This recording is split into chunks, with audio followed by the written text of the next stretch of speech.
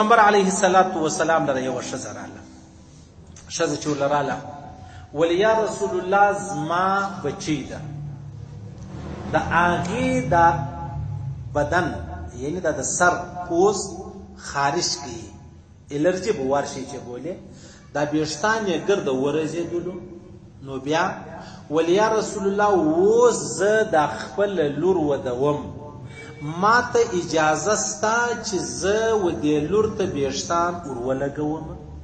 دغه لاسي مصنوعي ویښتان چې کوم دي د الله رسول منع وکړه. نه نه نه نه نه نه دا لعن الله الواصله والموصوله متفق علیه، د بخاري او د مسلم حدیث دی چې کوم څوک و چاته ویښتان ورلګوي پر دې دم لعنت دی، او چې و چاته ورلګوي پر هغه دم لعنت دی. اوس ګوره دا کوچنی بچی دا اوس ودیږي پر سر باندې ویښتان نسته او دا ډېر لوی عیب دی. اوس د انسان سما سیوا د انسان سما سیوا بیا مصنوعي بولې د هغه رقم 2 نمبر یې بولې هر شی چې دی هغه ویښتان ورلګولی سي، هغه ویښتان د انسان ویښتان نسي ورلګولی. ولې عزیزانو په دنیا کې د یوه انسان وینه و بل انسان ته جایزه نه وله، د یوه انسان ګرده بل انسان ته جایزه نه وله.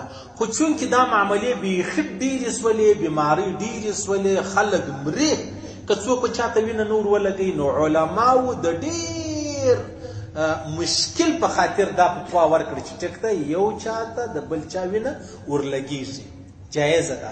یو سړی مړ کېدی نو بیا بل سړي ګرده ورکړله جایزه ده. اوس ګوره هلته ډېره مجبوري وه، خبره وه مرګ ته ولاړه وله. سړی مړ کېدی په ویښتانو کې خبره وه مرګ ته نه ده ولاړه، خالي و عیب ته ولاړه ده، و پیغور ته ولاړه ده، و بدرنګۍ ته ولاړه ده، او دا داسې خاص ضرورت و حاجت و مجبوري نه ده. نو چې نه ده نو لحاظه د یوې زنانې ویښتان و بلې زنانو ته ورلګول دا حرام کار دی. یا دغه رقم د مطلق انسان ویښتان و انسان ته ورلګول دا حرام کار دی. صحیح شو؟ اوس عام طور چې خلکو ویګ لګولی دا خو د ویښتانو دغه مصنوعي جوړ کړی، هغه پروا نه لري. خبره په دې کې ده چې اوس د بل چا ویښتان سړی خپل سر ته ورولګوي، دا کېدلی شي که نشي، دا کې دا جایزه نه ده. ها اوس دغه نوی جدید سیستم چې راغلی دی دا د خپل د څټي یا د مطلب شاپه چې کوم ویښتان دي دا راواخلي بیا مخ ته لګوي، تقریبا په دې کې به څه ګنجایش شي ځکه د خپل ویښتان دي د بل چا نه دي. خو بیا هم د الله رب العزت د الله د رسول دا تورې خوښ نه دی چې څنګه ما پیدا کړی هغه رقم وکړه.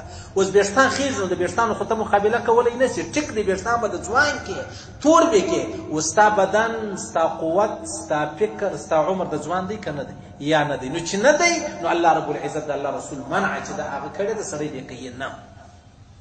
او بیا دې ښځې خو نو پیغمبر صلی چې یا رسول الله زه وکم څه د الله رسول نه بالکل اجازه نشته، اجازه نشته قطعا به کوي نه. که غواړئ ځان د مهمو اسلامي معلوماتو څخه خبر کړئ د الحاج مولوي نورالدین اغا په نوم فیسبوک پاڼه خوښه او له نورو سره یې شریکه کړئ.